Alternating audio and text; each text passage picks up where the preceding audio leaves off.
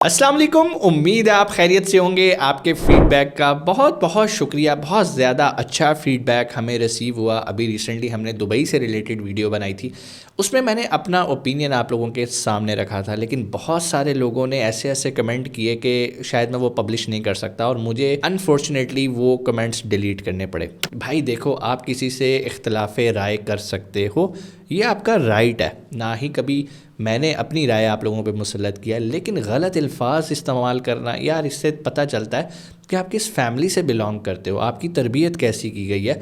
तो बराए मेहरबानी जब आप कमेंट करें अपनी राय ज़रूर बताएं, लेकिन कभी भी अपने इखलाक से ना गिरें। ठीक है, हमारा मज़हब बीइंग ए मुस्लिम, हमें तो अपने इखलाक को अच्छा रखना है।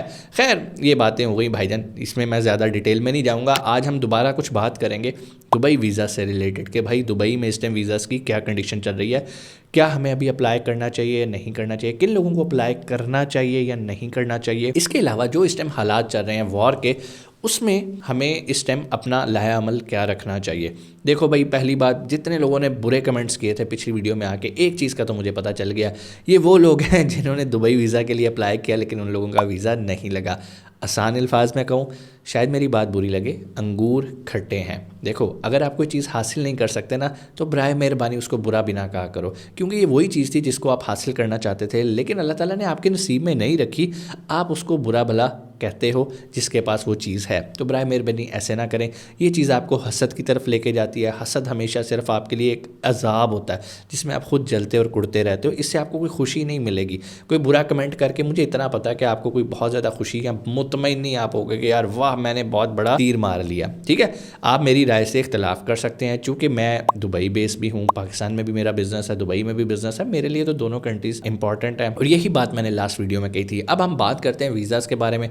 देखो भाई, अगर तो आप विज़िट वीज़ा के लिए अभी प्लान करना चाह रहे हो तो यार इस टाइम मैं आपको रिकमेंड करूँगा कि अभी आप विज़िट के लिए अपना प्लान कुछ अरसे के लिए मौखर कर दें, जब तक हालात अभी सेटल नहीं हो जाते। ठीक है, इसके अलावा अगर आप लाइक अपना वर्क वीज़ा को परसू कर रहे हैं तो फिर आप बिल्कुल कर सकते हैं। अगर वहाँ की कोई भी कंपनी आपको वीज़ा इशू कर देती है और वहाँ पे फॉर एग्जांपल इस टाइम जो सबसे ज़्यादा हाई डिमांड वहाँ पे काम है दुबई के अंदर, वो ये है कि वहाँ पे राइडर्स की ज़रूरत होती है, लोडिंग करने के लिए लोगों की ज़रूरत होती है, क्योंकि ऐसे काम है जो कि पाकिस्तानी और इंडियंस थोड़े से रफ़ एंड टफ़ होते हैं और ये वज़नी काम गर्मी में काम कर लेते हैं। तो अगर आपको कोई भी कंपनी वीज़ा ऑफ़र करती है तो फिर आपको ज़रूर जाना चाहिए, उस वीज़ा को अवेल करना चाहिए। बहुत सारे लोग यूएई की सिचुएशन से परेशान है, तो भाई कोई परेशान होने की ज़रूरत नहीं है, कोई ऐसा कुछ भी नहीं है। वहाँ पे मेरा भाई इस टाइम वहीं पर है, मैं इस टाइम ईद मनाने के लिए पाकिस्तान में आया हुआ हूँ, तो कोई ऐसा चक्कर नहीं है। ठीक है, ईद के बाद फिर मैंने इंशाल्लाह चले जाना है। हर चीज़ बेहतरीन ही है। यस, कुछ चीज़ें ऊपर नीचे चल रही हैं जो कि आपको मीडिया में नज़र आ रहा है, उस चीज़ों को हम इतना डिस्कस नहीं करेंगे, लेकिन मैं आपको ओवरऑल बिज़नेस के बारे में बता रहा हूँ। अल्हम्दुलिल्लाह मुझे कोई ऐसा मसला नहीं हुआ।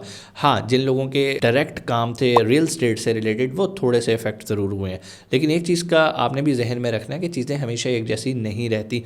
कंस्ट्रक्शन का काम अभी भी बेहतरीन है, डिलीवरी का काम अभी भी वहीं पर है। बहुत सारे लोग ये अफवाहें फैला रहे हैं कि भाई लोग यूएई से भाग रहे हैं। भाई ऐसा कोई चक्कर नहीं है, कोई नहीं भाग रहा।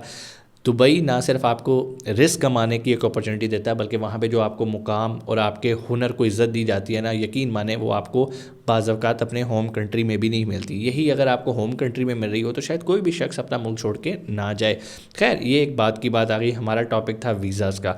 सो अगर तो आप वर्क वीज़ा को परसू कर रहे हैं तो भाई आप ज़रूर जाएँ। तीसरा, वो लोग हैं जो कि कहते हैं कि सर हमने वीज़ा ख़रीदना है। जो लोग तो वीज़ा ख़रीदने के चक्कर में और चाहते हैं कि यार हम वीज़ा ख़रीद लें किसी भी कंपनी का, जैसे कि आपको पता था पहले आज़ाद वीज़े बिक रहे होते थे और लोग ख़रीद के चले जाते थे, उन लोगों को मैं कहूँगा कि यार अभी रुक जाओ, थोड़ा सा फ़िल्टर आउट होने दो। हो सकता है बहुत सारी कंपनियाँ अभी जो है ना अपना लाइसेंस ही रिन्यू ना करें, तो अगर आप किसी ऐसी कंपनी में चले जाते हो जिसका आपने वीज़ा निकलवा लिया और वो कंपनी बाद में रिन्यू नहीं करती, तो फिर आपके लिए प्रॉब्लम हो सकती है। आपका एमिरेट्स आईडी वैलिड रहेगा, यू कैन ट्रैवल, पर जो आपके लिए प्रॉब्लम्स आती हैं वो आपके बैंकिंग सिस्टम में आती हैं। आप सैलरीज प्रॉपर रोटेट नहीं कर सकेंगे और जो इस मकसद के लिए आपने वीज़ा लिया वो आप अचीव नहीं कर सकेंगे।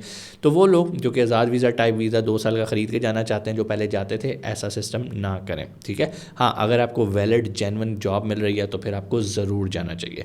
फिर इसके अलावा बहुत सारी हमारी बहनें कहती हैं कि जी हम एज ए सिंगल जाना चाहती हैं वहाँ पे अपॉर्चुनिटी की तलाश में, तो भाई वो शारजा से अपना वीज़ा अप्लाई कर सकती हैं, वहाँ से उनका वीज़ा लगने के चांसेस ज़्यादा हैं।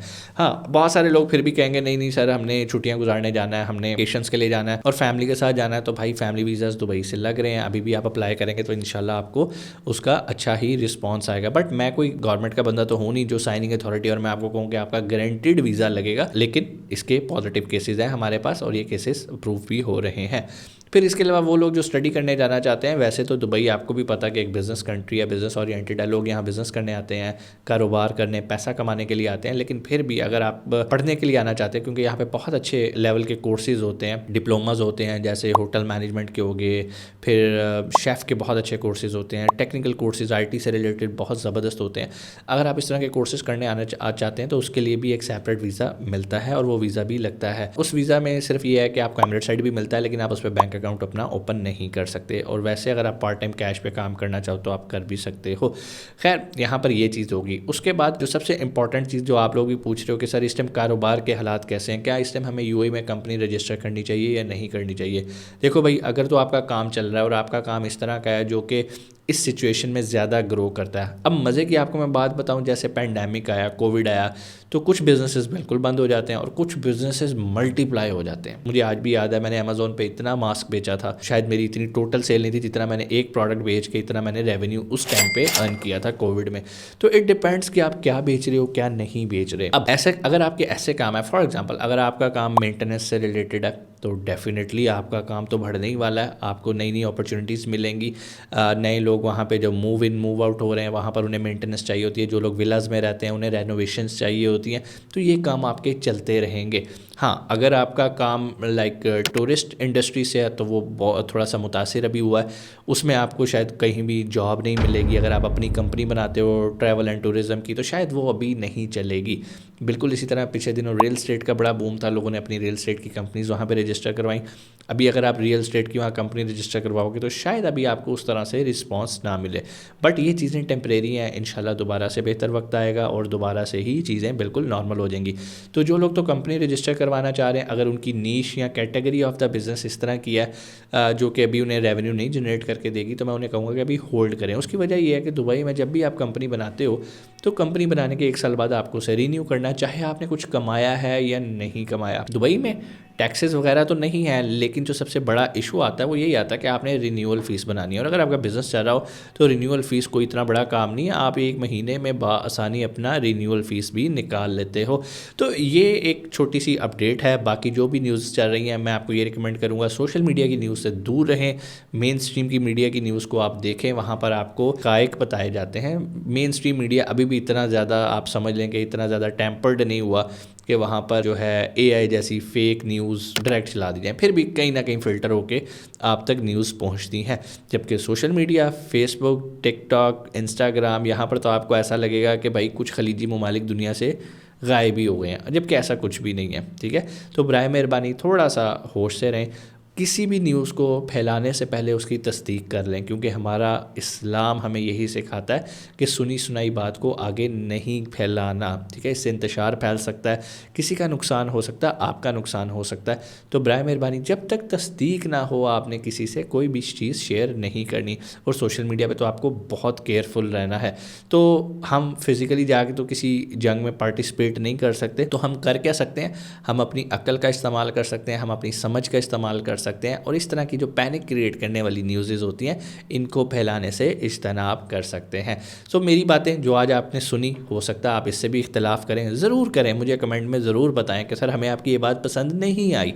लेकिन बराए मेहरबानी इखलाक के दायरे में रहते हुए, जहाँ पर आप इखलाक के दायरे से हटेंगे वहाँ पर ना सिर्फ आपको चैनल से हम साइड पे कर देंगे, ब्लॉक कर देंगे, या आपके कमेंट्स को हम अप्रूव नहीं करेंगे। ठीक है, तो बराए मेहरबानी थोड़ा सा इखलाक के दायरे में रह के बात करें, आपको पूरा राइट है। सोशल मीडिया ऊपर है, आप बिल्कुल अपनी राय का इजहार कर सकते हैं। बाकी इंशाल्लाह बहुत सारे लोगों ने ये भी सवाल किया कि सर अगली हमारी क्रिप्टो ट्रेडिंग की वीडियो कब आ रही है। तो भाई आगे इंशाल्लाह हम क्रिप्टो और फॉरेक्स पे कंटेंट बनाने वाले हैं। बड़ा ज़बरदस्त मार्केट हमें फीडबैक दे रही है और जो लोग हमारी कम्युनिटी को ऑलरेडी ज्वाइन कर चुके हैं माशाल्लाह वो अच्छा प्रॉफिट भी जनरेट कर रहे हैं। अगर आपने भी अभी तक हमारी कम्युनिटी को ज्वाइन नहीं किया तो भाई डिस्क्रिप्शन में मैं कम्युनिटी का लिंक दे दूँगा, अभी जाओ। डिस्कॉर्ड की कम्युनिटी फ्री ऑफ कॉस्ट है, 1 रुपया भी आपसे चार्ज नहीं किया जाता। तो देर किस बात की है भाई, अभी जाओ कम्युनिटी ज्वाइन करो और जाके अपना अपना काम स्टार्ट करो। कम्युनिटी में ज्वाइन करने के साथ ना सिर्फ आपको वहाँ सिग्नल दिए जाते हैं बल्कि आपको एजुकेट भी किया जाता है, सिखाया भी जाता है। तो इंशाल्लाह अगर आपको व्हाट्सएप पे जब आप मैसेज करते हैं, नीचे जो व्हाट्सएप का नंबर दिया गया, लिंक दिया गया, वो सिर्फ हमारी कम्युनिटी के रिलेटेड है। वहाँ पर आप दुबई से रिलेटेड कोई भी सवाल करेंगे आपको उसका जवाब नहीं दिया जाएगा। उसके लिए आपको इसी वीडियो में आके कमेंट करना है। इंशाल्लाह मैं कोशिश करूँगा आपको आंसर करूँ। तब तक अपना बहुत सारा ख्याल रखिएगा। पाकिस्तान जिंदाबाद।